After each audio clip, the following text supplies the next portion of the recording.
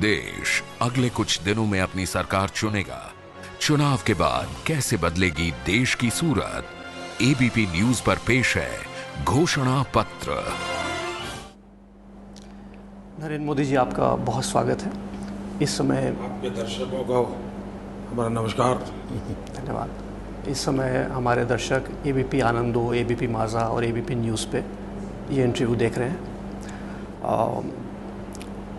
घोषणा पत्र की परंपरा है कि बहुत ही स्पष्ट सवाल होते हैं और कोशिश होती है कि जवाब भी उतने ही स्पष्ट हों।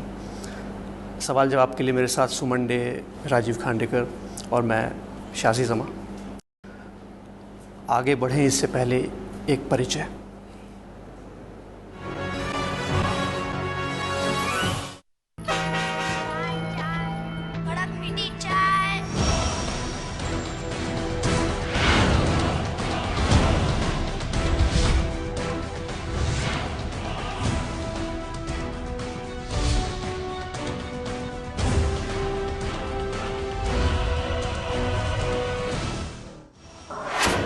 पचास साल पहले।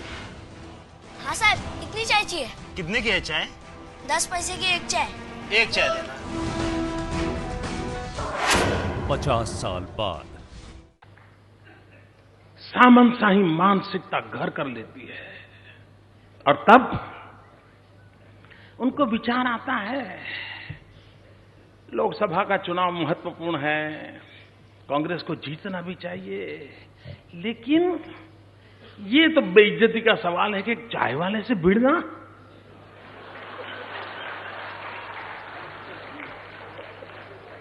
बड़ी शर्मिंदगी महसूस हो रही है, कोई बराबरी नहीं है।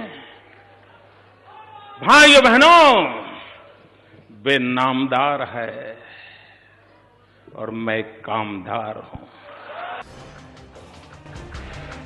स्टेशन पर चाय बेचने वाला छोटा सा लड़का नरेंद्र आज बन गया है हिंदुस्तान के प्रधानमंत्री की कुर्सी का सबसे बड़ा उम्मीदवार। नरेंद्र भाई मोदी, उम्र 63 साल, गुजरात के छोटे से कस्बे वडनगर में जन्म। गरीब परिवार में जन्मे मोदी का बचपन भी तंगहाली में गुजरा। जब उम्र खेलने की थी तब नरेंद्र मोदी का मैदान हुआ करता था रेलवे प्लेटफॉर्म और हाथ में खिलौने की जगह हुआ करती थी चाय की केतली और ग्लास। स्टेशन पर सैनिकों को चाय पिलाते पिलाते नरेंद्र मोदी भी देश के लिए कुछ करने और कर गुजरने का सपना देखने लगे और ये सपना उन्हें ले गया राष्ट्रीय स्वयंसेवक संघ के पास। छोटी सी उम्र में ही नरेंद्र मोदी आरएसएस के स्वयंसेवक बन गए। दूसरे परिवारों की तरह ही कम उम्र में नरेंद्र मोदी की भी शादी करवा दी गई, लेकिन देशभक्ति के जज्बे ने मोदी को घर छोड़ने पर मजबूर कर दिया। 1970 में नरेंद्र मोदी आरएसएस के फुल टाइम प्रचारक बने। 1975 से 1977 तक जब देश में इमरजेंसी लगी थी तो नरेंद्र मोदी ने अंडरग्राउंड रहकर विरोध की आवाज बुलंद की। 1987 में नरेंद्र मोदी बीजेपी से जुड़कर पहली बार सक्रिय राजनीति में दाखिल हुए। एक साल के भीतर ही उन्हें गुजरात बीजेपी का महासचिव बना दिया गया। 8 साल तक नरेंद्र मोदी बीजेपी के संगठन को मजबूत करने और फैलाने में जुटे रहे। 90 के दशक में नरेंद्र मोदी के जिम्मे 2 बड़े काम आए। आडवाणी की रथ यात्रा की जिम्मेदारी नरेंद्र मोदी को मिली। कन्याकुमारी से कश्मीर तक मार्च की जिम्मेदारी नरेंद्र मोदी को मिली। 1995 में नरेंद्र मोदी को बीजेपी का राष्ट्रीय सचिव बनाया गया। साल 1998 में मोदी को बीजेपी का महासचिव चुना गया। इसी साल नरेंद्र मोदी को 5 राज्यों का प्रभारी बनाया गया। नरेंद्र मोदी के जीवन में सबसे बड़ा टर्निंग पॉइंट साल 2001 में आया, जब उन्हें गुजरात का मुख्यमंत्री बनाया गया। फरवरी 2002 में मोदी को मुख्यमंत्री बने सिर्फ 5 महीने ही हुए थे जब गुजरात दंगों की आग में जल उठा। सैकड़ों लोगों की जान गई। मोदी सरकार पर भी सैकड़ों सवाल उठे। दंगों के बाद 2002 में ही गुजरात में विधानसभा चुनाव हुए और मोदी के नेतृत्व में बीजेपी को बड़ी जीत मिली। उसके बाद 2007 और फिर 2012 में मोदी की सरकार बनी। मोदी चौथी बार गुजरात के मुख्यमंत्री बने। मोदी पर दंगों के सवाल उठते रहे, लेकिन वो आगे बढ़ते रहे। गुजरात को विकास का मॉडल बनाया। देश भर में मोदी की लोकप्रियता को देखते हुए 2013 में उन्हें बीजेपी ने प्रधानमंत्री पद का उम्मीदवार घोषित कर दिया। देश में इस वक्त एक ही नारा गूंज रहा है, अब की बार मोदी सरकार। और खुद मोदी की नजर है 272 प्लस पर। देश को मजबूत सरकार चाहिए भाइयों, और मजबूत सरकार बनाने के लिए मोदी को 300 कमल की जरूरत है। 300 कमल। घोषणा पत्र की परंपरा के मुताबिक सबसे पहले आप बताएंगे कि देश आपको वोट क्यों दे। 2014 का चुनाव एक आशा लेकर के आया है। ये होप का चुनाव है, और पूरी तरह अविश्वास, भरोसे का संकट, स्टैग्नेंसी, बेशुमार भ्रष्टाचार, जितनी नकारात्मक बातें किसी एक सरकार के साथ कभी नहीं जुड़ी होगी, वो इस सरकार के साथ जुड़ी हुई है। और उसके कारण एक तरफ भयंकर निराशा का माहौल है, और दूसरी तरफ लोगों को लगता है कि भाई ये घिसी पिटी राजनीति से बाहर क्या कोई जगह नहीं है?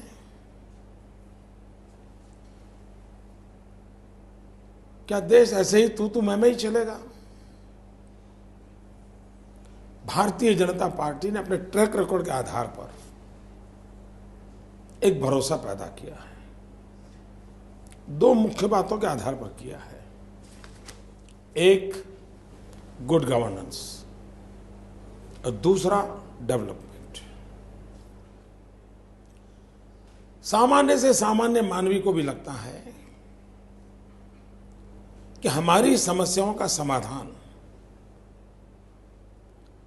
कोई हमारी मदद करे उससे नहीं है, कोई व्यक्तिगत रूप से मेरा भला कर दे उससे नहीं है। कुल मिलाकर के देश में बदलाव आना चाहिए। ये हिंदुस्तान का गरीब भी मानने लगा है, रोजगार खोज रहा नौजवान भी मांग रहा है। उसको लगता है भाई कोई मेरी उंगली पकड़ के चला दे, ठीक है मैं तो चला जाऊंगा, औरों का क्या होगा। ये सोच व्यापक बन रही है। दूसरा, मैं देख रहा हूं कि चुनाव अरिथमेटिक का नहीं है।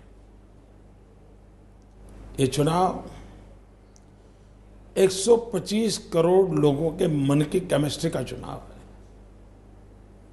अरिथमेटिक में 1+1 होता है, केमिस्ट्री में एक के बगल में 1 11 हो जाता है। ये चुनाव उस प्रकार का है,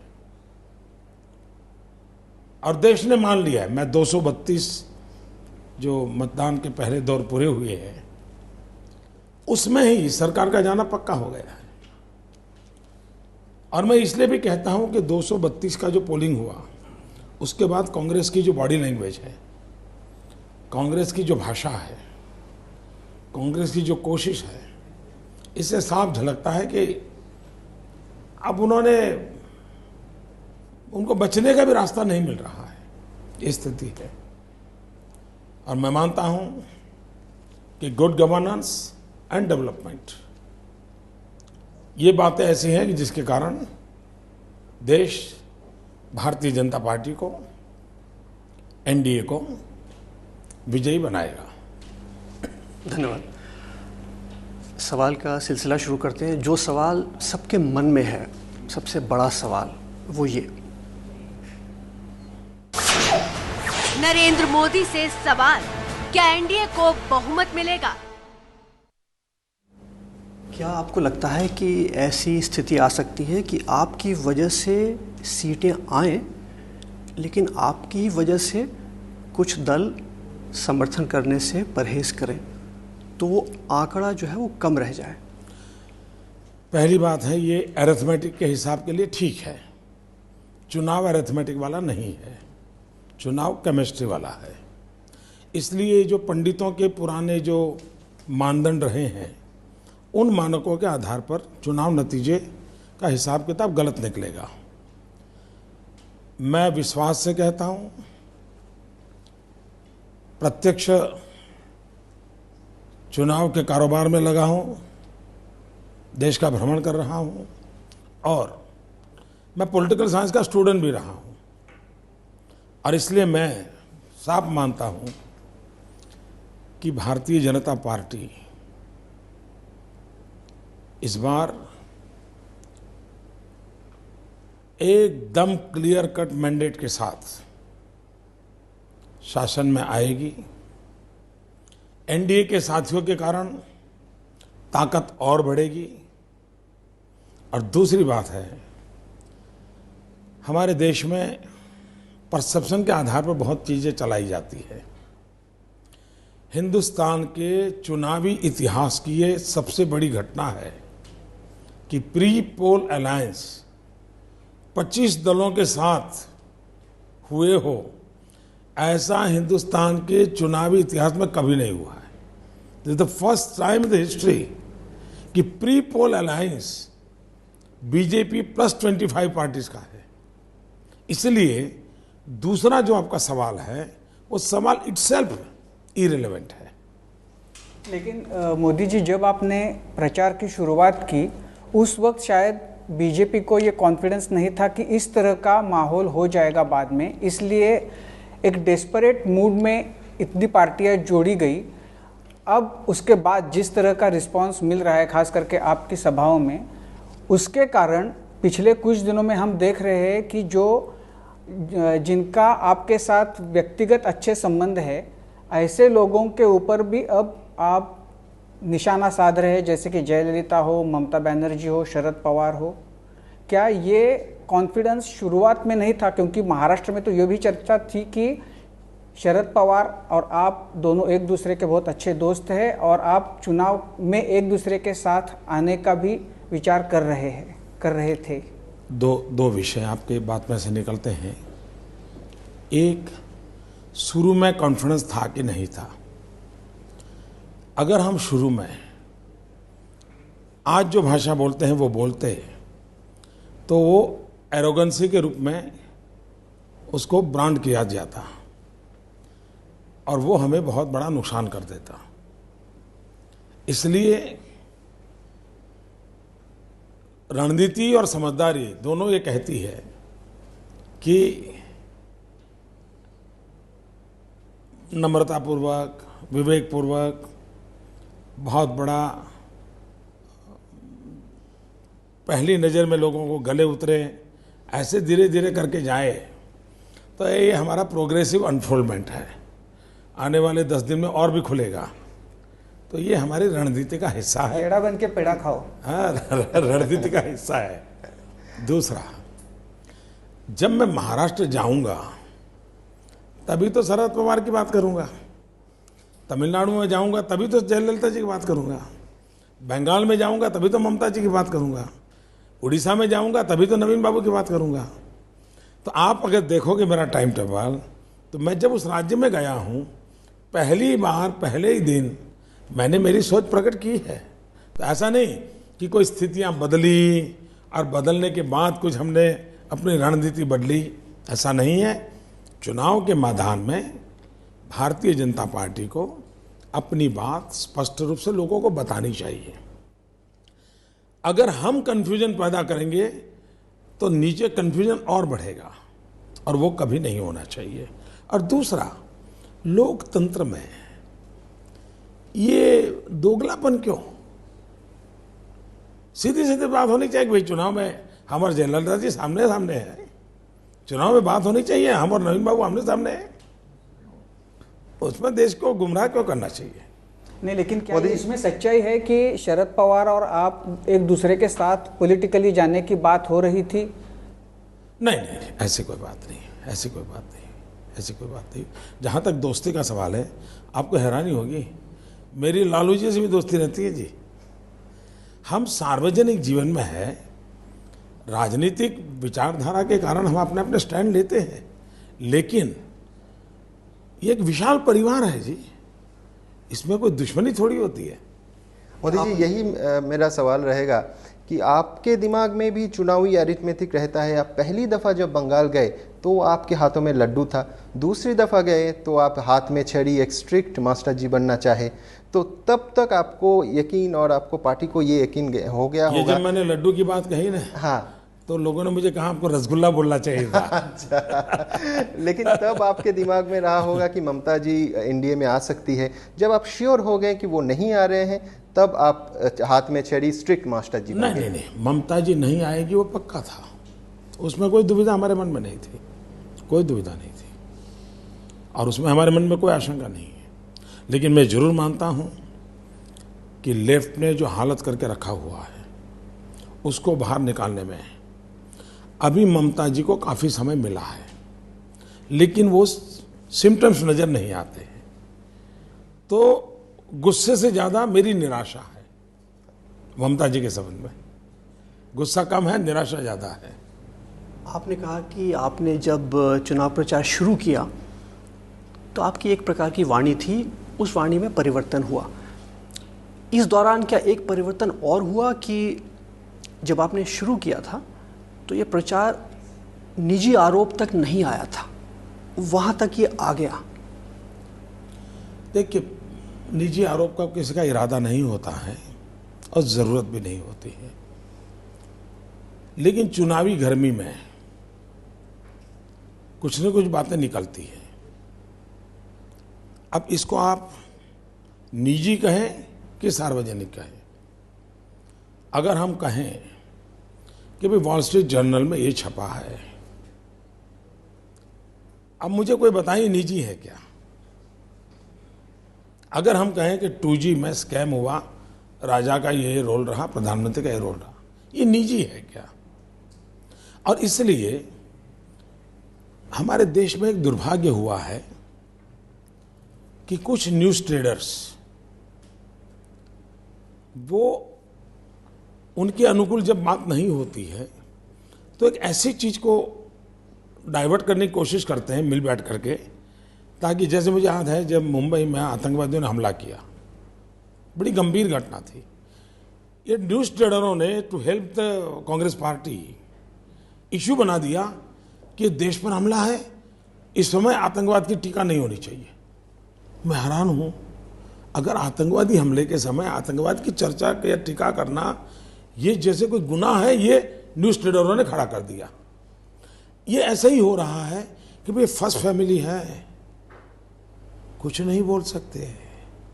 अब किसकी क्या मजबूरी है मैं नहीं जानता हूं, हमारी तो कोई मजबूरी नहीं है। हाँ, उनके लिए हल्के शब्द प्रयोग हम करते हैं, और मेन टीम छोटे मोटे कार्यकर्ताओं से होता होगा, नहीं होना चाहिए, नहीं होना चाहिए, तब तो मैं मानता हूं कि बराबर है। दूसरा प्रॉब्लम क्या हुआ है जी, मैं कोई आप लोगों की आलोचना नहीं करता हूं, लेकिन सार्वजनिक जीवन में से व्यंग और विनोद खत्म हो गया है। हम एक कहावत भी नहीं बोल पा रहे हैं। ऐसा उसका आधा भाग उठा करके न्यूज़ ट्रेडर ऐसे उठाते हैं। अगर सार्वजनिक जीवन में व्यंग और विनोद नहीं होगा तो क्या हालत हो जाएगी? ये तीखे बाण का आनंद होना चाहिए। एक दिन पार्लियामेंट में डिबेट था, शरद पवार का भाषण हुआ, बाद में सुषमा जी का भाषण हुआ। तो सुषमा जी ने बोला कि समझ नहीं आ रहा है कि शरद पवार है कि ललिता पवार है। पूरे पार्लियामेंट ने उसको इतना एंजॉय किया था, इतना एंजॉय किया था, शरद पवार ने भी एंजॉय किया था।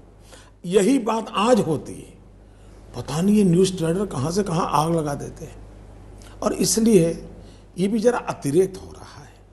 अगर सार्वजनिक में हंसी खुशी व्यंग विनोद ये नहीं होगा तो होगा क्या? तो आपने जो जीजा जी कहा रॉबर्ट वाड्रा को, ये उसी विनोद का और व्यंग का हिस्सा है? नहीं, देखिए, पहचान तो करनी पड़ेगी ना। पहचान कैसे करोगे बताइए? जो घटना घटी है तो एक परिवार का संबंध है। संबंध इसी शब्दों में, मुझे कोई और शब्द तो मालूम नहीं है, कोई और होता तो मैं और बोलता। तो ये रिलेशन के लिए यही शब्द शायद प्रयोग होता है, यही होता है जी। लेकिन अगर आपकी ज़िंदगी में, आपकी निजी ज़िंदगी में अगर कोई झांकता है आप भी तो सार्वजनिक जीवन में हैं, आपका जीवन भी उसी तरह से पारदर्शी है, तो आप पर आरोप लगते हैं, तो क्या वो सही है? मैंने ये कहा कि भाई मेरे पर आरोप लगे वो गलत है और सही है, मैं आरोप लगाता हूँ वो गलत वो सही है? उसके लिए तो देश है, देखता है, देश देखेगा, उसमें क्या है। नहीं, लेकिन आपने भी मन में किस हद तक ये आरोप होते रहेंगे इसका आपने कुछ तो आपका आकलन होगा, लेकिन मैं जब तक हारूंगा नहीं, मैं ये कह रहा हूं, मैं जब तक पराजित नहीं होता हूं तब तक आरोप चलते रहने वाले हैं। क्योंकि पराजित चुनाव में नहीं, जिंदगी के हर प्रकार से मैं एक असफल व्यक्ति बन जाऊंगा तभी आरोप से बंद होने वाले हैं। क्योंकि आरोप लगाने वालों की मन की स्थिति ये है कि हम 12 साल से एक आदमी के पीछे इतनी मेहनत कर रहे हैं, उसको खरोच भी नहीं आती क्या है, तो उनके ईगो का प्रॉब्लम है। अब होगा धीरे धीरे ठीक। मेरा ये कहना था कि आपने आपके मन में किस हद तक आरोप हो सकते हैं इसका कुछ तो आपके मन में एक आकलन होगा, लेकिन आपने जब चुनाव में आपका एफिडेविट दिया और उसके बाद आपके मैरिटल स्टेटस के बारे में जिस तरह से आरोप और चर्चा हो गई, क्या आपने ये एक्सपेक्ट किया था कि ये भी हो जाएगा इसकी चर्चा? मुझे किसी चीज़ का आश्चर्य नहीं होता है, मेरी ज़िंदगी में कुछ नहीं ऐसी भी बातें चलती हैं। अब उनके पास कुछ है नहीं तो क्या करेंगे, करते रहेंगे। बंगाल में हर चुनावी क्षेत्र में खुद ममता बनर्जी मुख्यमंत्री जाकर आपकी निजी जिंदगी का वो एफिडेविट वाला हिस्सा बता रहे हैं, कैसा लग रहा है आपको? मुझे कुछ नहीं लगता है, उनकी मर्जी, उनके पास जो शस्त्र है वो उपयोग करें, इसके लिए मन में क्या कटुता आलोचना क्यों करनी चाहिए? आपकी जो लोगों को जज करने दीजिए ना। आपकी जो समस्या है, एक तो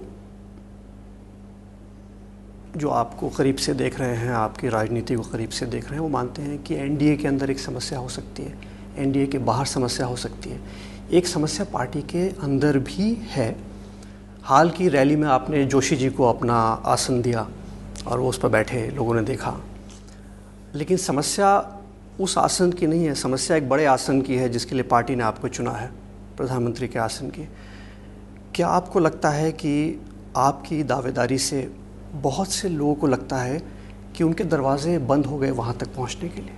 नंबर 1, मोदी ने जिंदगी में कभी किसी चीज़ की दावेदारी की नहीं है और न ही मैं कोई पद पाने के लिए पैदा हुआ हूँ। मेरी ज़िंदगी के निर्णय भारतीय जनता पार्टी करती है। मैं भारतीय जनता पार्टी का एक समर्थक सिपाही हूँ और आज तक जहाँ भी पहुँचा हूँ वो मांग करके नहीं पहुँचा हूँ, छीन करके नहीं पहुँचा हूँ, योजना से नहीं पहुँचा हूँ। जब जो मैं काम मिलता है कठोर परिश्रम करता हूँ, त्याग तपस्या परिपूर्ण प्रयास रहता है मेरा, और मैं कल के विषय में ज़्यादा नहीं सोचता हूँ, वो मेरी प्रकृति में नहीं है। इसीलिए ऐसा कहा जाता है कि ये जो इलेक्शन है ये आरएसएस लड़वा रहा है। तो ये इलेक्शन बीजेपी लड़ रही है, आरएसएस लड़ रहा है, मोदी लड़ रहा है, आप इसको किस तरह से देखते हैं? मैं साफ मानता हूँ कि ये चुनाव ऐसा है देश में 2014 का, जो कोई राजनीतिक दल नहीं लड़ रहा है, कोई उम्मीदवार नहीं लड़ रहा है, देशवासी चुनाव लड़ रहे हैं, पूरा देश चुनाव लड़ रहा है। मोदी जी, थोड़ी देर पहले आप जीतने और हारने की बात कहा, तो क्या अब अगर प्रधानमंत्री बन पाए तो आपके हिसाब से, आपके मूल्यांकन से वो जीतना है? समझा नहीं मैं। अभी आपने कहा कि आप जीतना और हारना, जिंदगी में जीतना और हारने के बारे में आपने कहा, तो आपके हिसाब से जीतना क्या है? अगर आप प्रधानमंत्री बन पाए इस भारतवर्ष का, तो क्या आपके हिसाब से वो जीतना है जिंदगी में? पहली बात ये है, हमारा लोगों का मकसद क्या है? हमारा मकसद क्या है? हमारा मकसद है कि इस देश को इस सरकार से मुक्ति दिलाना। हमारा मकसद है भारतीय जनता पार्टी की सरकार बनाना। वो मकसद पूरा हुआ मतलब विजय हुआ, मकसद पूरा नहीं हुआ तो विजय रह गया। अभी राजीव ने सवाल पूछा आरएसएस के बारे में। आपका बचपन से जुड़ाव है आरएसएस के साथ, ज़ाहिर है आपकी सोच पर, आपके जो क्रियाकलाप हैं उस पर आरएसएस की छाप होगी। अगर आप प्रधानमंत्री बनते हैं तो प्रधानमंत्री की हैसियत से आप जो करेंगे, जो सोचेंगे, उस पर भी संघ की छाप होगी क्या? पहली बात है, मुझे सरकार चलानी है। सरकार चलती है संविधान के तहत, और मैं मानता हूं सरकार का एक ही रिलीजन होता है, इंडिया फर्स्ट। सरकार की एक ही होली बुक होती है, आवर कॉन्स्टिट्यूशन। सरकार की एक ही भक्ति होती है, भारत भक्ति। सरकार की एक ही कार्यशैली होती है, सबका साथ सबका विकास। मोदी जी, आप और मोहन भागवत दोनों 1950 के बॉर्न है। आप दोनों का प्रचारक बन के मतलब साथ साथ आपका करियर जो है वो हो गया। उनका आप जहाँ तक आए हैं उसमें पर्सनल कुछ जो आपके संबंध है उसका कुछ फ़ायदा हुआ आपको यहाँ आने में? उनके बजाय उनके पिताजी का मुझे बहुत फ़ायदा मिला। उनके पिताजी गुजरात में संघ के प्रचारक थे और मेरे प्रारंभिक जीवन में बहुत छोटा बच्चा था तो उनका पिताजी का मुझे बहुत प्यार मिला था। एक प्रकार से मैं कह सकता हूँ मुझे उंगली पकड़ के चलाते थे। तो ये तो मैं परमात्मा की कृपा मानता हूँ कि ऐसे जीवन के साथ मुझे बचपन में जुड़ने का अवसर मिला था। नरेंद्र मोदी के साथ घोषणा पत्र में आगे देखेंगे। नरेंद्र मोदी से सवाल, क्या आपने राजधर्म निभाया? आपसे बहुत दफ़ा दंगों के बारे में बहुत सारे सवाल हो चुके, जिम्मेदारी पे सवाल हो चुके, कोर्ट केस पर हो चुके, कुत्ते के पिल्ले के बारे में भी हो चुके। एक सवाल मेरा थोड़ा सा अलग कि किसी भी राज्य में किसी भी नागरिक की जान जाती है तो अंततः जिम्मेदारी मुख्यमंत्री की होती है, नैतिक जिम्मेदारी होती है। वो जिम्मेदारी आप लेते हैं? देवन से ली है। मेरे विधानसभा भाषण है, मेरे सब इंटरव्यू में है, अवेलेबल है। बस मेरी प्रार्थना है रिसर्च कर दीजिए, सब कुछ अवेलेबल है। आप जो चाहते हैं वो जवाब उसी शब्दों में है।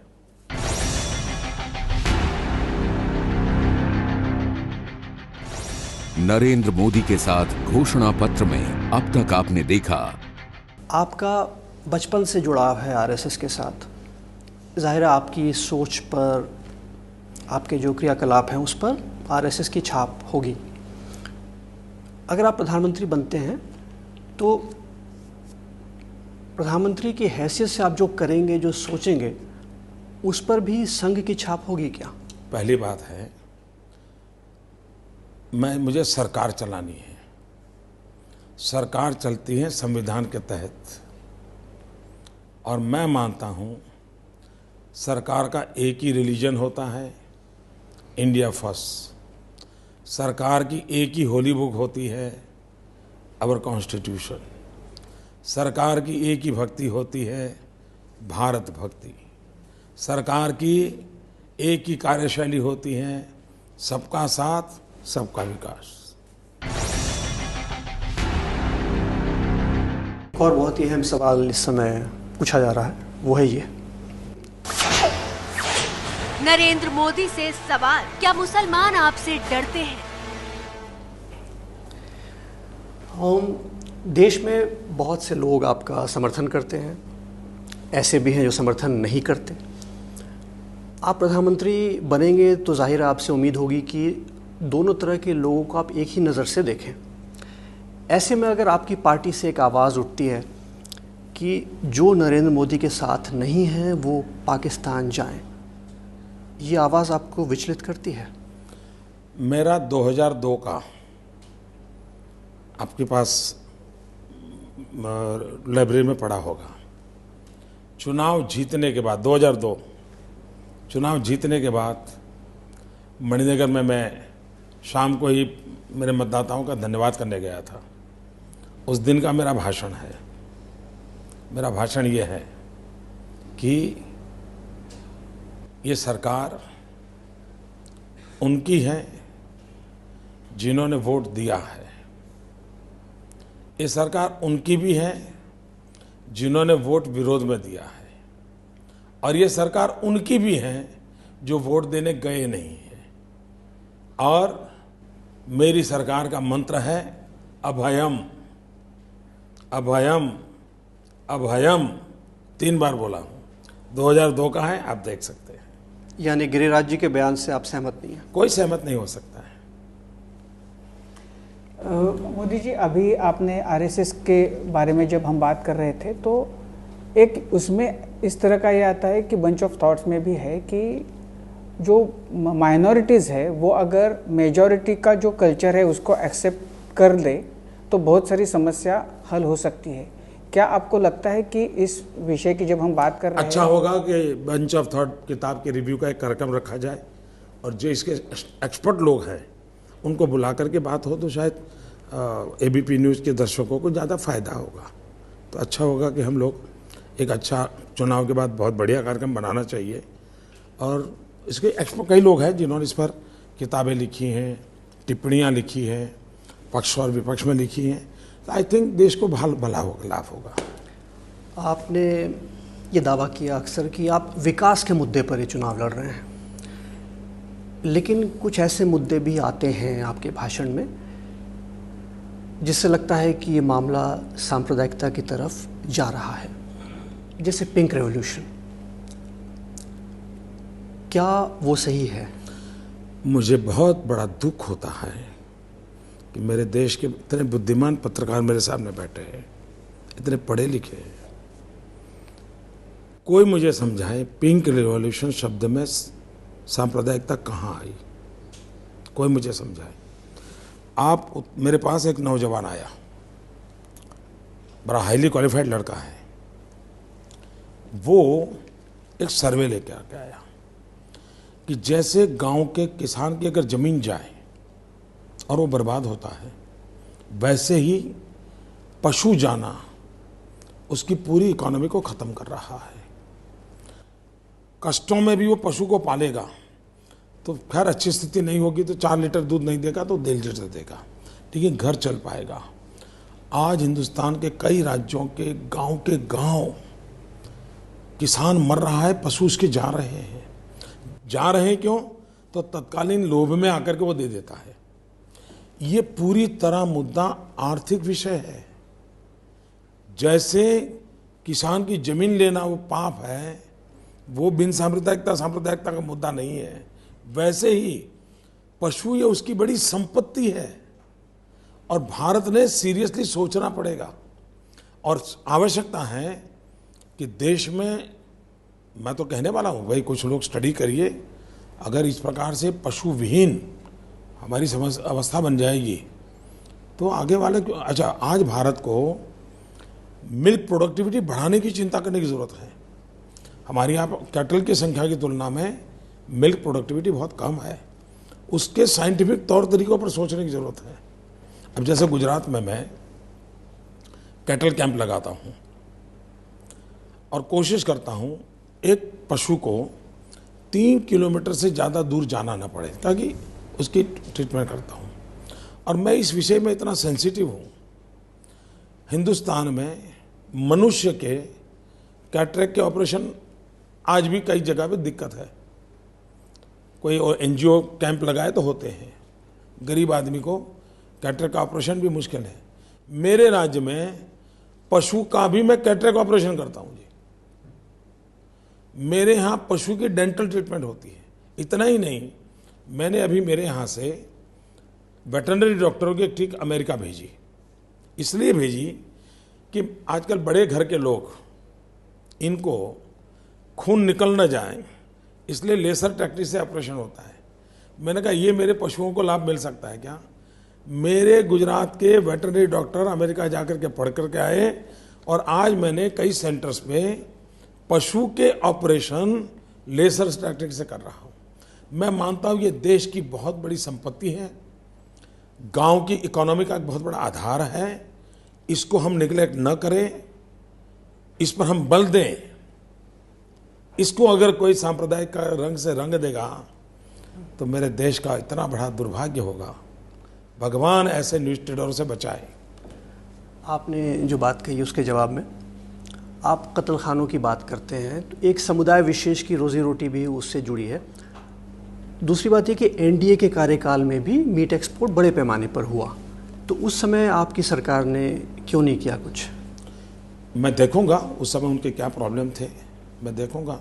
लेकिन इन दिनों स्थिति गंभीर होती गई। उस समय हो सकता है, शुरू में मेरे पास डिटेल नहीं है, उस समय हो सकता है कि हमारे पास दूध न देने वाले पशुओं की संख्या एक्सेस हुई हो, उसमें से एक विचार बना हो। लेकिन ये आपकी जानकारी सही नहीं है कि कोई एक कम्युनिटी इस बिजनेस में है, ऐसा नहीं है जी। मेरे कई जैन मित्र हैं जो इस व्यापार में है। इसको किसी कम्युनिटी से मत जोड़िए। मुद्दा अब जैसे एनवायरनमेंट का प्रॉब्लम होता है तो किसी का कारखाना बंद हो जाता है तो उसकी जाति देखते हैं क्या? एनवायरनमेंट के कारण किसी ने अगर हो हल्ला किया और किसी का कारखाना बंद हो गया तो कारखाना बंद होने की जाति देखते हैं क्या? कि एनवायरनमेंट की चिंता करते हैं। उसी प्रकार से रूरल इकोनॉमी को देखेंगे कि हम कारखाना किसका बंद हुआ उस रंग से रंगेंगे। तो ये देश का प्रॉब्लम मोदी नहीं है, ये घिसी पीटी परवर्टेड सोच का परिणाम है कि उसको हर चीज उसी एक कॉर्नर में ले जाने की कोशिश होती है। लेकिन मोदी जी, आपका जो भाषा है भाषणों में दिल्ली सल्तनत, शहजादा, उसे भी बोला जाता है कि एक विशेष समुदाय को टारगेट करके बोलते हैं। कमाल हो भैया, ये शहजादा शब्द हमारे इतिहास में हम पढ़ते थे जी, शहजादा शब्द पढ़ते थे। अभी एक दिन कांग्रेस के लोगों ने, लोग बोल रहे हैं आप कांग्रेस ने 4-5 साल पहले की बात है, सोनिया जी को राजमाता करके बोला था जी। काफी देर तक राजमाता कहते थे। अब मैं कोई कांग्रेस वालों को कहने जाऊं कहेगा कि भाई ये राजा रजवाड़े चले गए, अब राजमाता क्यों बोल? ठीक है, बोल दिया उन्होंने। अगला सवाल। नरेंद्र मोदी से सवाल, क्या आपने राजधर्म निभाया? आपसे बहुत दफ़ा दंगों के बारे में बहुत सारे सवाल हो चुके, जिम्मेदारी पे सवाल हो चुके, कोर्ट केस पर हो चुके, कुत्ते के पिल्ले के बारे में भी हो चुके। एक सवाल मेरा थोड़ा सा अलग कि किसी भी राज्य में किसी भी नागरिक की जान जाती है तो अंततः जिम्मेदारी मुख्यमंत्री की होती है, नैतिक जिम्मेदारी होती है। वो जिम्मेदारी आप लेते हैं? देवन से ली है, मेरे विधानसभा भाषण है, मेरे सब इंटरव्यू में है, अवेलेबल है। बस मेरी प्रार्थना है रिसर्च कर दीजिए, सब कुछ अवेलेबल है। आप जो चाहते हैं वो जवाब उसी शब्दों में है। ऐसा लगता है कि एक ऐसा समय आया जब आपने मुस्लिम समुदाय से संपर्क बढ़ाने की कोशिश की। पहली बात है, मेरी जिम्मेवारी है गुजरात के मुख्यमंत्री के नाते 6 करोड़ नागरिकों से जितना जुड़ सकूं उतना जुड़ना चाहिए। और इन दिनों मुझे देश की जिम्मेवारी मिली है तो एड़ी चोटी का जोर लगा करके 125 करोड़ के तक पहुंचने की कोशिश करता हूं। ये मेरी पार्ट ऑफ माई रिस्पॉन्सिबिलिटी है and I must do it. हो सकता है 100 कदम चलना हो, 3 चल पाऊँ, 5 चल पाऊँ, 7 चल पाऊँ, वो अलग विषय है। लेकिन ये मेरी जिम्मेवारी है कि मेरे देश के हर किसी व्यक्ति तक, मेरे राज्य के हर व्यक्ति तक पहुंचने का मुझे प्रामाणिक प्रयास करना चाहिए। उसमें मुस्लिम समुदाय भी शामिल है। मैं ये आपकी टर्मिनोलॉजी, इस टर्मिनोलॉजी में कभी जाने वाला नहीं हूं। आप रस्सी बांध करके मुझे ले जाओगे तो भी नहीं ले जा पाओगे। मैं मेरे देशवासियों को मिलूंगा। मैं एक ही भाषा समझता हूं, ये मेरे भारतवासी हैं, ये मेरे भाई हैं। ये आप जिस कलर से देखना है आपकी मर्जी, मोदी उस कलर में जाने वाला नहीं है। ये काम, कल मुझे चुनाव हार जाओ तो हार जाओ, मुझे कोई प्रॉब्लम नहीं। लेकिन देश को तबाह कर दिया इस भाषा ने, बर्बाद कर दिया है आप लोगों ने सोच ने। उस सोच को मैं कभी भी ओन नहीं करूंगा। और आप मेहरबानी करके मेरी स्वतंत्रता पर इस प्रकार से हमले करना बंद कर दीजिए। मोदी जी, जब 2002 के दंगों की बात आती है और हमेशा आपसे ये अपेक्षा होती है और आप इसका कई बार, सैकड़ों बार जवाब दे चुके हैं कि मैं उसके बारे में उस वक्त बोल चुका हूं जो मुझे बोलना है 2002 में। सब कुछ बोलता हूं, ऐसा नहीं, झूठ बोल रहे हैं आप, मेहरबानी कीजिए, ये भाषा ठीक नहीं है आपकी। मैं 2007 तक हर व्यक्ति को हर सवाल का हर समय जवाब दिया है। प्रिंट मीडिया में पढ़ा है, इलेक्ट्रॉनिक मीडिया पढ़ा है। आप लोग इसको रिसर्च कीजिए।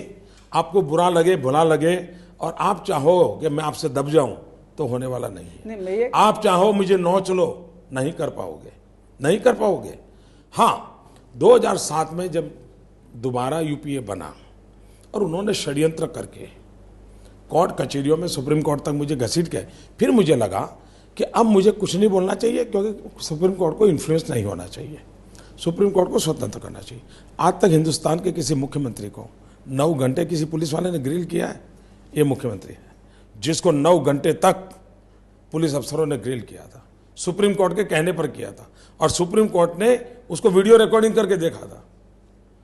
ये सब कसौटियों से निकला हूं और आगे भी हर कसौटी के लिए तैयार हूं, लेकिन झूठ और राजनीतिक इरादों को सरेंडर कोई करे तो मोदी होने वाला नहीं है। मैं ये पूछ रहा था कि आपको क्या लगता है, आपसे जो मांग की जाती है वो सिर्फ पॉलिटिकली मोटिवेटेड है?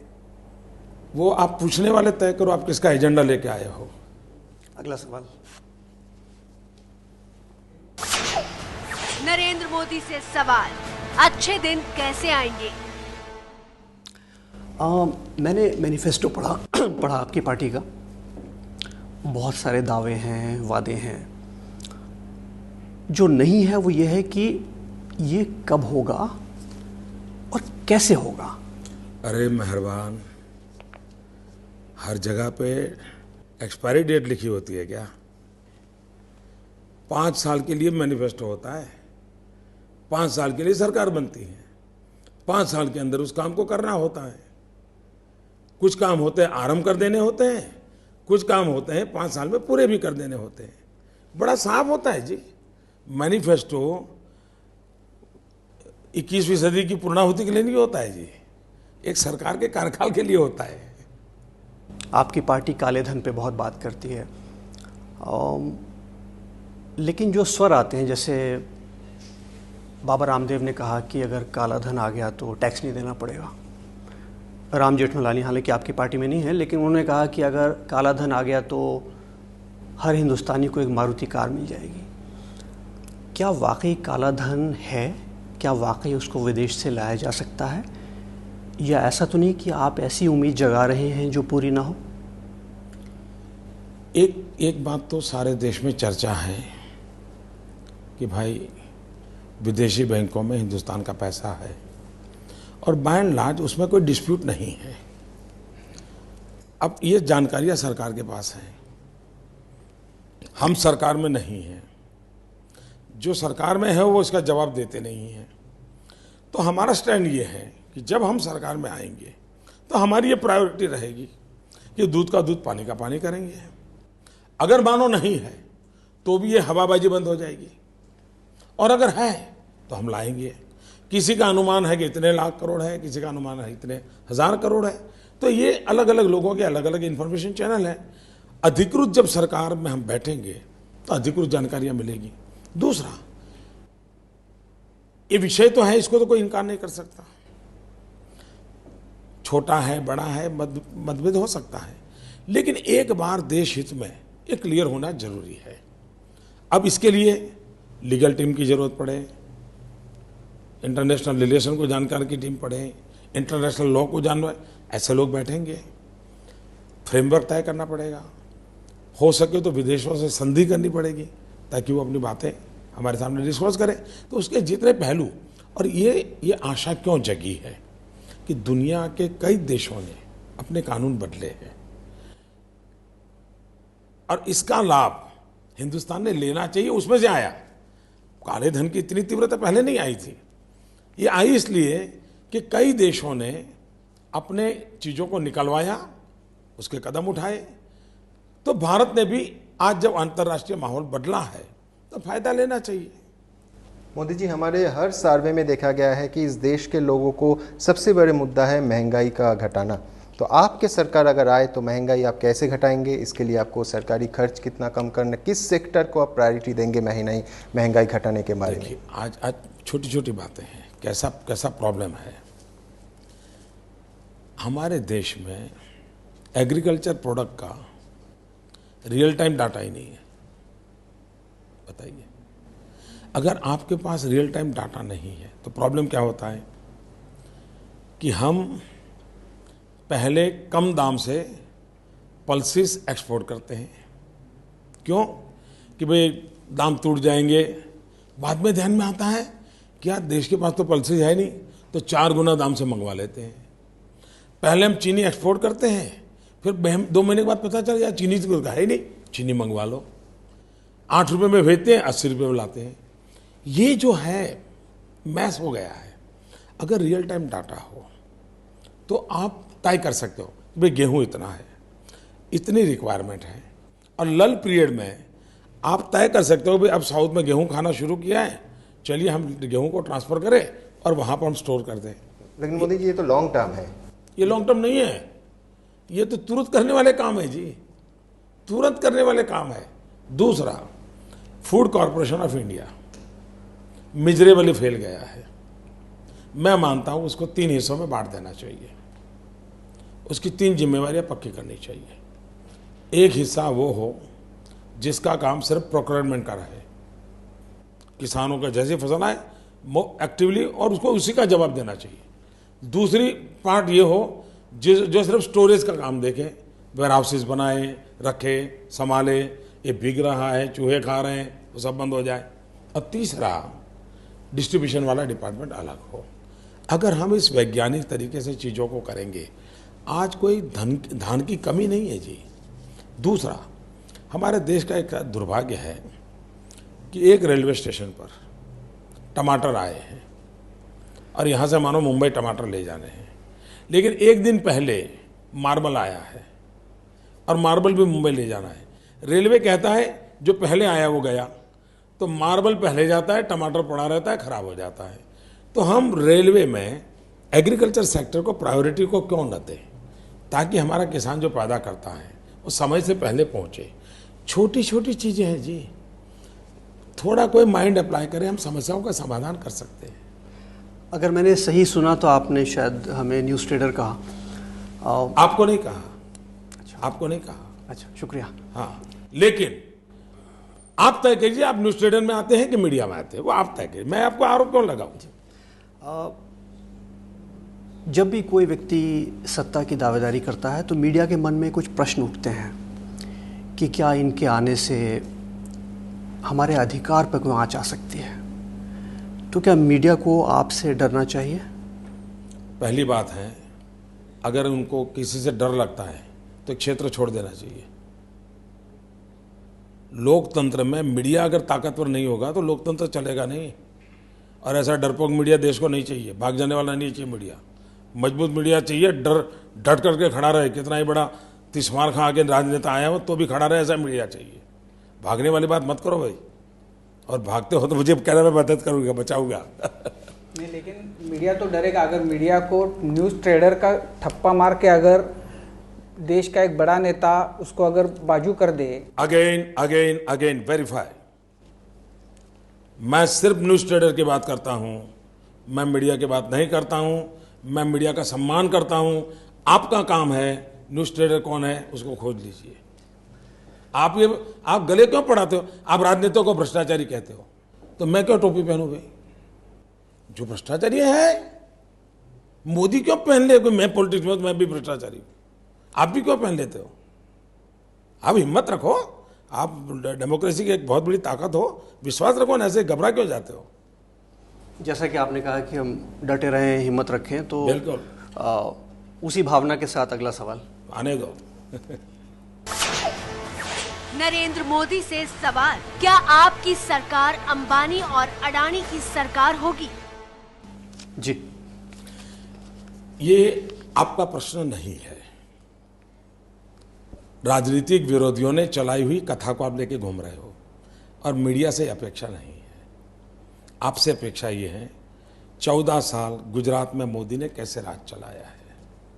मोदी की पहचान ये है कि पहले यहाँ सरकार चलती थी तो कॉरिडोर में दलाल घूमते थे। 14 साल हो गए, आज लोग कहते हैं कि यार एक सरकार ऐसी आई है कि कोई दलाल जा नहीं पाता है। आज भी हिंदुस्तान के कह सकते हैं लोग कि एक सरकार ऐसी है कि जिसको दबाया नहीं जा सकता है, खरीदा नहीं जा सकता, चलाया नहीं जा सकता। 14 साल का मेरा ट्रैक रिकॉर्ड बोलेगा। ये राजनीतिक आरोपों को कम से कम आप जैसे मीडिया के लोगों ने ओन नहीं करना चाहिए। Here I am using word media. जी, राहुल गांधी जी ने कहा कि आपने टॉफी की कीमत पे जमीन दी अडानी को। आपने उसका जवाब इस तरह से दिया कि बच्चे का मन गुब्बारे से भर गया तो बच्चा टॉफ़ी पर आ गया। ये एक विनोद व्यंग का तरीका है, लेकिन जो आरोप उधर से लगा उसका जवाब नहीं दिया आपने। जी, मेरे पास डिटेल फिगर अभी नहीं है, लेकिन मैं चाहूँगा कि आपकी चैनल इस पर एक 15-20 मिनट का समय और निकाले। आपके रिपोर्टर को मैं डिटेल दे दूंगा, लेकिन मोटी मोटी डिटेल मैं बता दूं, क्योंकि आजकल क्या होता है कि मैं 4 बोलूं और 4.5 हो तो 3 दिन तक 4.5 की 4 पर मोदी क्यों बोले इस पर विवाद होता है। इसलिए एग्जैक्ट आंकड़ों, लेकिन गुजरात में 85 to 95 कांग्रेस की सरकार थी। उसने जमीन किस दाम से दी, किसको दी, इसके आंकड़े अवेलेबल है। 97 में शंकर सिंह वाघेला की सरकार थी, कांग्रेस के समर्थन से चल रही थी। उन्होंने 25 पैसे में जमीन दी है, कुछ जमीन तो 5 पैसे में दी है। हम ये एक जी सरकार भाजपा की ऐसी है कि जिसने पैरामीटर तय किए हैं, नॉर्म्स तय किए हैं, और आपको देश को ये बताना चाहिए, रिसर्च करके बताना चाहिए। मैं कहता हूं इसलिए नहीं, भारत की सुप्रीम कोर्ट ने कहा है कि जमीन के विषय में गुजरात की नीति और राज्यों ने फॉलो करनी चाहिए। ये और अभी अभी का है, 3 साल पहले का। अगर आपको राहुल की बात अच्छी लगती है, आपको मुबारक, सुप्रीम कोर्ट की अच्छी लगती है तो आप देश की जनता को बताइए। और मैं आज रिक्वेस्ट करता हूं आपको, ये सारी चीजें आपके रिपोर्टर को मिल जाएगी मेरी सरकार में से, देश के सामने जरा रखिए तो सही, और ये सिद्ध कीजिए कि नेता झूठ बोल रहे हैं।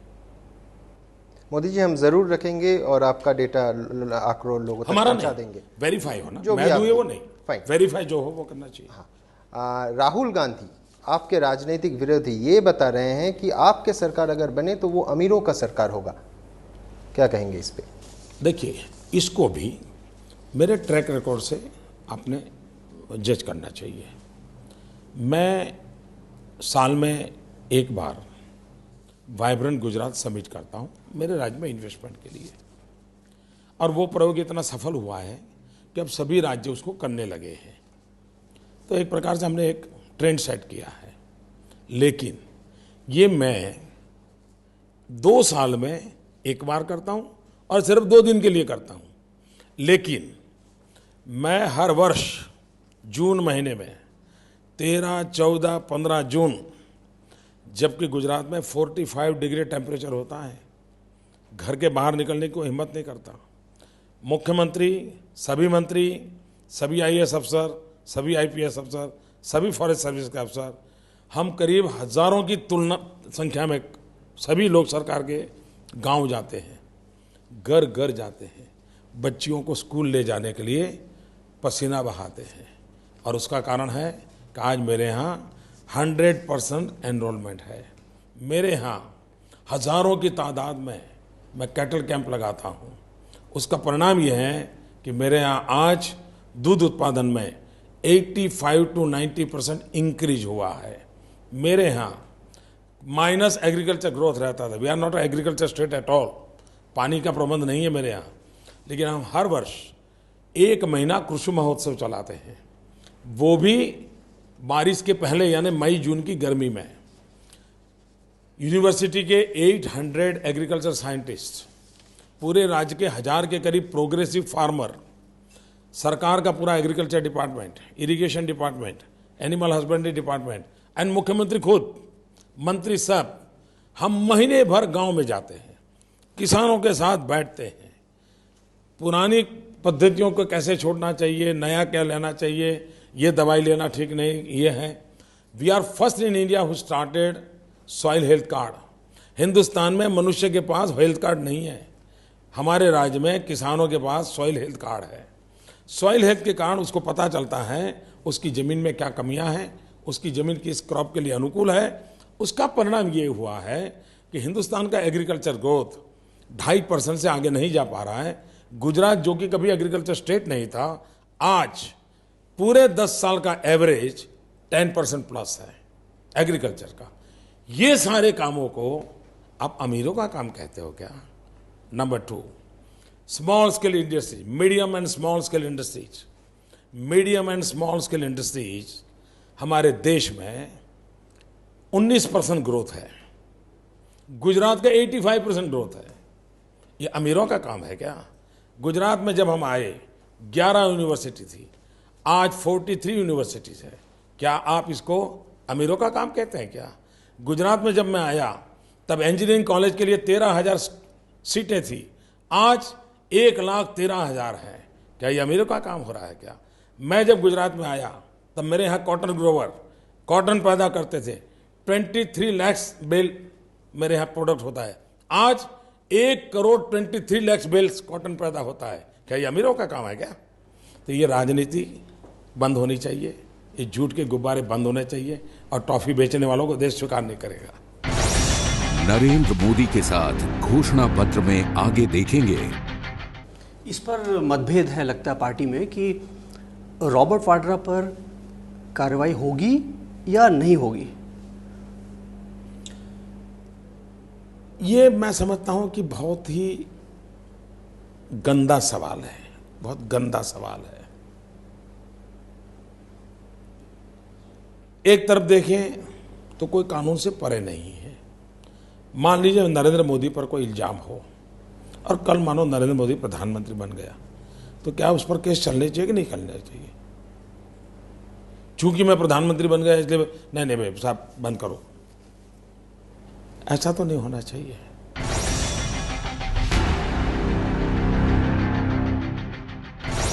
नरेंद्र मोदी के साथ घोषणा पत्र में अब तक आपने देखा, जब 2002 के दंगों की बात आती है और हमेशा आपसे ये अपेक्षा होती है और आप इसका कई बार सैकड़ों बार जवाब दे चुके हैं कि मैं उसके बारे में उस वक्त बोल चुका हूं जो मुझे बोलना है 2002 में। सब कुछ बोलता हूं, ऐसा नहीं, झूठ बोल रहे हैं आप, मेहरबानी कीजिए, ये भाषा ठीक नहीं है आपकी। मैं 2007 तक हर व्यक्ति को हर सवाल का हर समय जवाब दिया है। प्रिंट मीडिया में पढ़ा है, इलेक्ट्रॉनिक मीडिया पढ़ा है। आप लोग इसको रिसर्च कीजिए, आपको बुरा लगे भला लगे और आप चाहो कि मैं आपसे दब जाऊं तो होने वाला नहीं है। आप चाहो मुझे नोच लो, नहीं कर पाओगे, नहीं कर पाओगे। हाँ, 2007 में जब दोबारा यूपीए बना और उन्होंने षड्यंत्र करके कोर्ट कचहरियों में सुप्रीम कोर्ट तक मुझे घसीट के, फिर मुझे लगा कि अब मुझे कुछ नहीं बोलना चाहिए क्योंकि सुप्रीम कोर्ट को इन्फ्लुएंस नहीं होना चाहिए, सुप्रीम कोर्ट को स्वतंत्र करना चाहिए। आज तक हिंदुस्तान के किसी मुख्यमंत्री को 9 घंटे किसी पुलिस वाले ने ग्रिल किया है? ये मुख्यमंत्री है जिसको 9 घंटे तक पुलिस अफसरों ने ग्रिल किया था, सुप्रीम कोर्ट के कहने पर किया था और सुप्रीम कोर्ट ने उसको वीडियो रिकॉर्डिंग करके देखा था। ये सब कसौटियों से निकला हूं और आगे भी हर कसौटी के लिए तैयार हूं। लेकिन झूठ और राजनीतिक इरादों को सरेंडर कोई करे तो मोदी होने वाला नहीं है। एक सवाल आपकी छवि के बारे में। देश में जो लोग आपको पसंद करते हैं वो इतना पसंद करते हैं कि आपके चेहरे का मुखौटा लगाकर सामने आते हैं। जो पसंद नहीं करते वो यहाँ तक कहते हैं कि आपका जो चेहरा है वो खुद एक मुखौटा है, जो आपका चेहरा है वो खुद एक मुखौटा है, ये वो कहते हैं। आप क्या हैं? भगवान ने मुझे अगर शक्ति दी होती खुद को जानने की समझने की तो पता नहीं मैं कहाँ से कहाँ पहुँच जाता। और इसलिए मेरे पास ईश्वर ने वो शक्ति नहीं दी है कि मैं खुद को जान पाऊँ। आप जैसे मित्रों के माध्यम से ही जानने की कोशिश करता हूँ। कभी आपको अच्छा लगता हूँ, कभी आपको बुरा लगता हूँ, लेकिन सब चीज़ मेरे सर आँखों पर है। घोर विरोध है तो भी सर आँखों पर है, अतिशय प्रेम है तो भी सर आँखों पर है। विरोध है उसको प्रेम में पलटने की प्रयास करूँगा और जो प्रेम करते हैं लेकिन अंधा करते हैं तो उनको सत्य दिखाने की भी कोशिश करूँगा। दोगली जिंदगी नहीं जीऊँगा, मुखौटा बन करके देश के सामने नहीं रहूँगा, जैसा ही वैसा जीने का कोशिश करूँगा।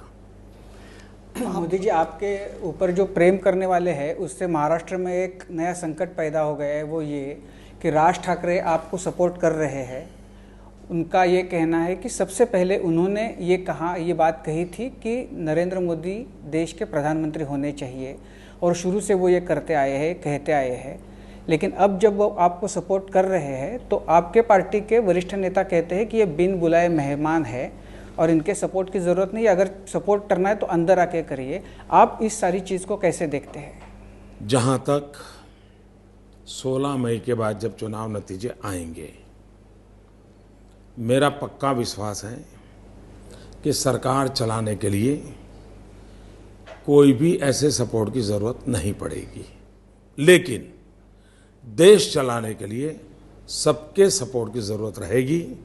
और मेरा ये मत है कि लोकतंत्र में देश चलाने के लिए राजनीति से ऊपर उठ करके हर किसी का सहयोग लेना चाहिए।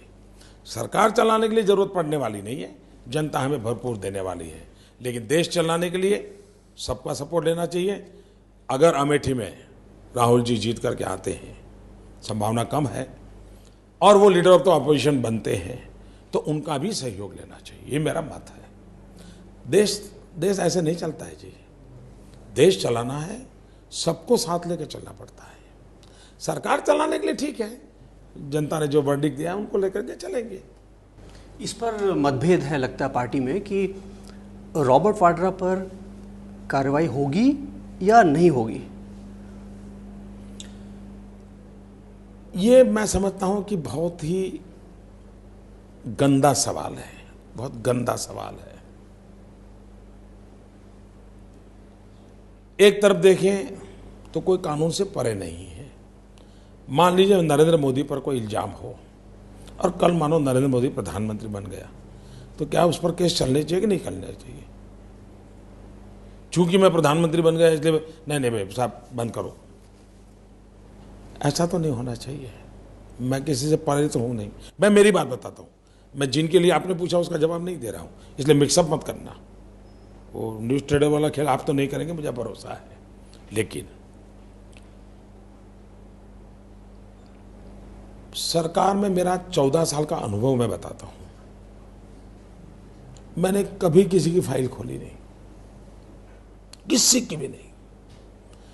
और मेरा ये मत रहा है कि अगर मैं उसमें उलझ जाता ना तो उसमें घुसता ही चला जाता, मैं कोई अच्छा काम नहीं कर पाता।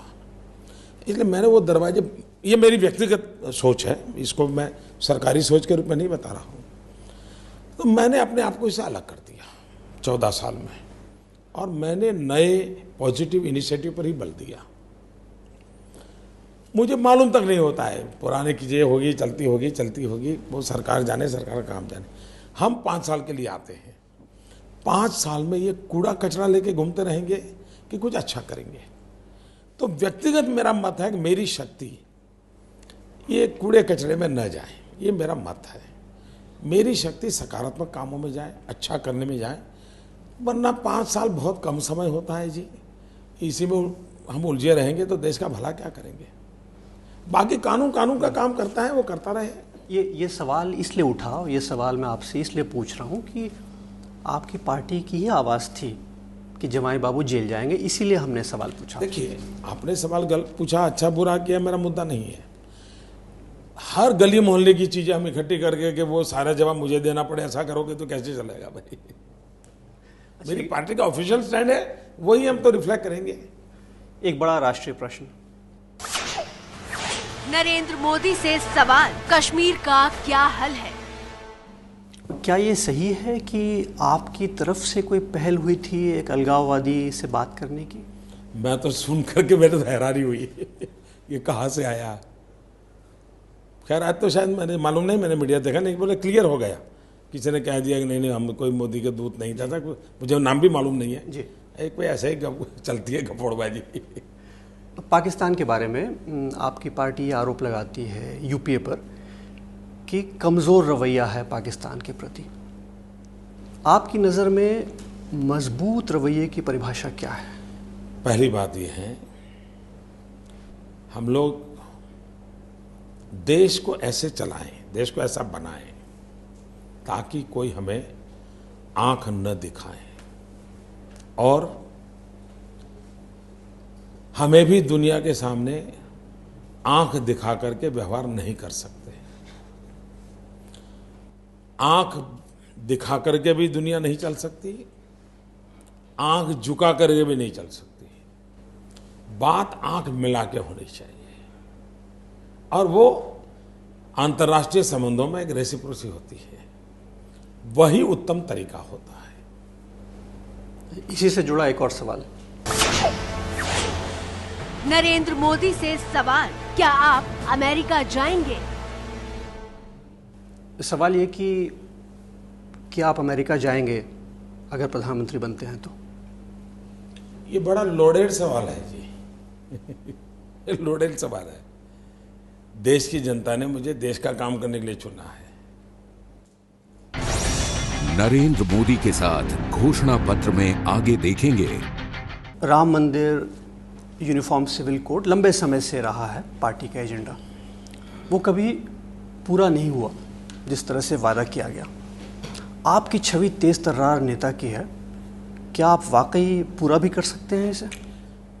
देश तेज तर्रारी से नहीं चलता है जी, देश संविधान से चलता है, देश संवैधानिक मर्यादाओं से चलता है, और देश आगे भी संविधान की मर्यादाओं से ही चलने वाला है। तेज तर्रार वगैरह जो है वो चुनाव के लिए होता है, देश चलाने के लिए नहीं होता है।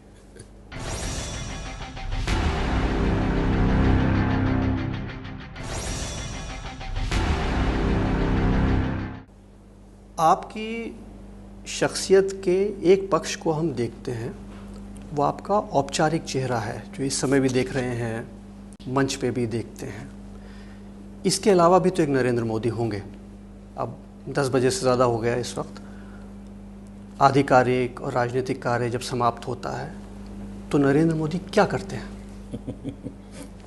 मेरा कोई कार्यकाल समाप्त तो होता ही नहीं है। मैं बहुत वर्कोहलिक हूँ, और सोने का समय या खाने का समय इतना छोड़ दूं, जो मैं खुद के लिए ईश्वर ने जो व्यवस्था की है तो मुझे उपयोग करना पड़ता है। बाकी सारा समय मैं और मेरा गुजरात, लोगों के काम, इसी में लगा रहता हूँ जी।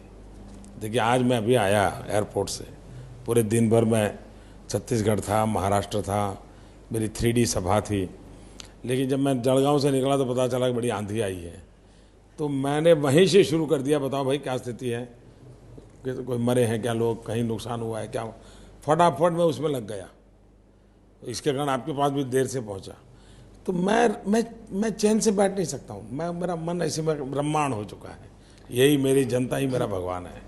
मोदी जी, इस दफ्तर में पैर रख के ही पता चला है कि आप स्वामी विवेकानंद का बड़ा भक्त हैं। आपके बार बार भाषणों में वो आता है। मैं बंगाल से हूँ, बेलूर मठ से आपका लगाव है। मैंने सुना है कि आप बेलूर मठ गए थे साधु बनने के लिए, तो क्या वो हिस्सा आपकी ज़िंदगी का बताएंगे हमें? वैसे अभी भी कुछ मेरे साथी स्वामी जी जो हैं अभी भी है वहाँ, वो भी बताएंगे आपको। स्वामी आत्मस्थानंद जी हैं। अब तो आयु भी बहुत हो गई। अभी मैं उनके पास गया था, लंबे अरसे तक उनके पास में रहा था। अच्छा।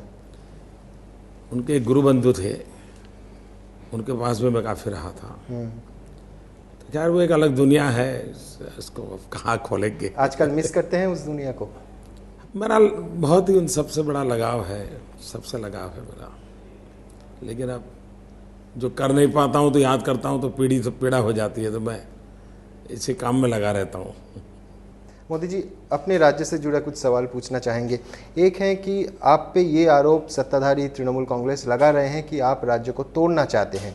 आप दार्जिलिंग एक सीट के लिए आप गोरखालैंड को जो मांग है उसको सिंपैथी से विचार करने का आश्वासन दिया है, जो कि सत्ताधारी पार्टी बोल रहे हैं कि राज्य का तोड़ने का कोशिश कर रहे हैं। इतने बड़े देश में आप रीजनल एस्पिरेशंस को घाव मार मार करके दबाने की कोशिश करोगे तो घाव ज़्यादा उभरेगा। सिंपैथेटिकली हर एक की भावनाओं को समझना चाहिए, समझाने की कोशिश करनी चाहिए, और संवाद से रास्ते निकल सकते हैं। और ये बात सार्वजनिक रूप से मुझे कहनी चाहिए, मैंने कही है। तो आप समझ के गोरखालैंड की मांग को निरस्त करेंगे? नहीं, मैं क्या कहता हूँ, अगर मेरे इस भाषण के वाक्य को किसी ने चैलेंज किया तो मैं आपको समझा रहा हूँ कि क्या है, तो ये है। एक सवाल आपके मैनिफेस्टो के बारे में। राम मंदिर, यूनिफॉर्म सिविल कोड लंबे समय से रहा है पार्टी का एजेंडा, वो कभी पूरा नहीं हुआ जिस तरह से वादा किया गया। आपकी छवि तेज तर्रार नेता की है, क्या आप वाकई पूरा भी कर सकते हैं इसे? देश तेज तर्रारी से नहीं चलता है जी, देश संविधान से चलता है। देश संवैधानिक मर्यादाओं से चलता है और देश आगे भी संविधान की मर्यादाओं से ही चलने वाला है। तेज तर्रार वगैरह जो है वो चुनाव के लिए होता है, देश चलाने के लिए नहीं होता है। मोदी जी, महाराष्ट्र में आज आपकी जो साथ है शिवसेना और आपको बाहर से सपोर्ट कर रही है वो महाराष्ट्र नवनिर्माण सेना, इन दो नेताओं, उनके जो नेता है राज ठाकरे, उद्धव ठाकरे, महाराष्ट्र में हमेशा लोगों को ऐसा लगा है कि ये दोनों साथ आएंगे तो अच्छा हो जाएगा। क्या आपने कभी ये कोशिश की है कि इसमें आप कुछ कर सके, क्योंकि आपके दोनों के साथ बहुत ही अच्छे रिश्ते हैं शुरू से? देखिए, व्यक्तिगत संबंधों को राजनीति के तराजू से तोलना ठीक नहीं होगा और इसलिए मैंने कभी मेरी मर्यादाओं का उल्लंघन नहीं किया है। मित्रता तक ही बातों को सीमित रखा है। कभी भी मैंने इस विषय का इनिशिएटिव नहीं लिया है, न ही इन चीज़ों को मैंने हाथ लगाया है और न ही वो काम मुझको किसी ने दिया है। तो मैं मान न मान, मैं तेरा मेहमान करके मैं क्यों उलझूँ भाई? तो मैं ऐसी चीज़ों में उलझता नहीं हूँ। एक आखिरी सवाल,